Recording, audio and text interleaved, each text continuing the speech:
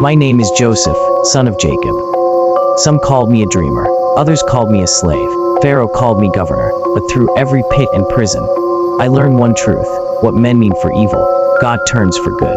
If you're new here, don't forget to subscribe for more timeless Bible stories told with cinematic depth and fresh voice. In the land of Canaan lived Jacob with his 12 sons. Among them, Joseph was beloved. Born of Rachel, the wife of Jacob's deep affection, Joseph was clothed in a coat of many colors, a sign of favor that set him apart. But where there is favor, envy grows. His brothers looked upon the coat, and bitterness festered. At 17, Joseph dreamed dreams. With childlike boldness, he shared them. I dreamt we were binding sheaves in the field, and my shaft arose and stood upright, while your sheaves gathered around and bowed down to my sheaf. The brothers scoffed, their anger rising. Shall you indeed reign over us? Yet Joseph dreamed again. Even Jacob was troubled, but he pondered the matter in his heart. Joseph the dreamer walked under favor and shadow alike, not knowing how swiftly his world would turn. One day Jacob sent Joseph to seek his brothers in the fields. From afar they saw him, and the sight of his coat stirred rage.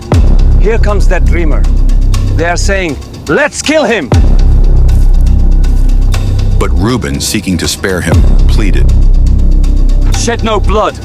Cast him into this pit. So they stripped him of his coat and threw him into an empty cistern. As they ate bread, a caravan of traders approached, bound for Egypt. Help me. Brothers, please. He'll be fine. Pass the bread. They sold Joseph for 20 pieces of silver. The boy was led away in chains, his eyes wide with fear.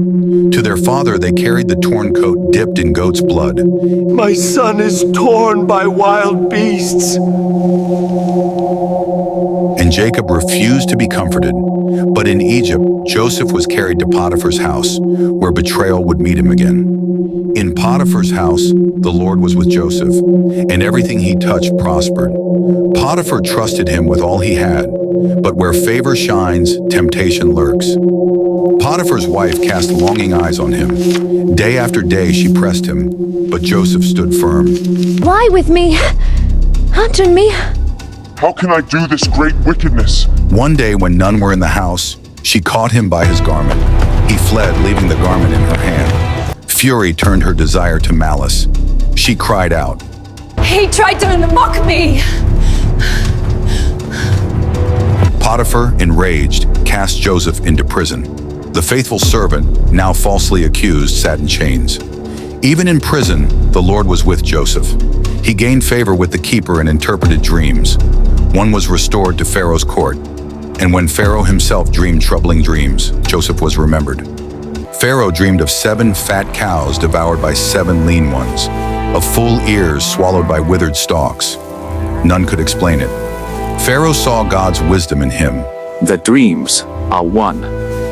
7 years of plenty shall come. 7 years of famine.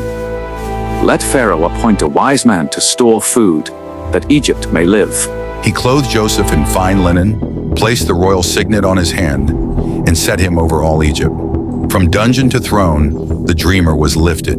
The famine came, striking every land. In Canaan, Jacob sent his sons to Egypt for grain. They bowed before Joseph, the dream fulfilled, but they knew him not. Joseph, concealing his heart, tested them. He accused them of spies, bound Simeon, and demanded they return with Benjamin. The famine worsened. At last, Jacob let Benjamin go.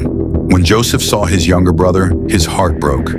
He wept in secret, then tested them once more, hiding his silver cup in Benjamin's sack. Take me instead. Let the boy return, lest our father die of grief. Judah's words pierced Joseph. Joseph cleared the room and wept so loudly all Egypt heard. I am Joseph. Is my father still alive? His brothers trembled, struck with fear. Do not be grieved. It was not you, but God. Tears washed away years of betrayal. What men meant for evil, God had turned for good. Pharaoh welcomed Joseph's family. They returned to Canaan with wagons, and when Jacob saw the abundance, his spirit revived. It is enough. Joseph, my son is alive. I will see him before I die. In Goshen, father and son embraced after long years apart. Israel dwelt in Egypt under Joseph's care, and when Joseph grew old, he made them swear, God will surely visit you and bring you out of this land, to carry my bones with you. From pit to palace, from betrayal to blessing, Joseph's life proclaimed one truth. God's plan weaves even human evil into divine purpose. Joseph's story is one of integrity, forgiveness, and destiny. What part of his journey speaks most to you? The pit, the prison, or the palace? Share your thoughts in the comments. And don't forget to like, subscribe, and join us for more Bible stories brought to life.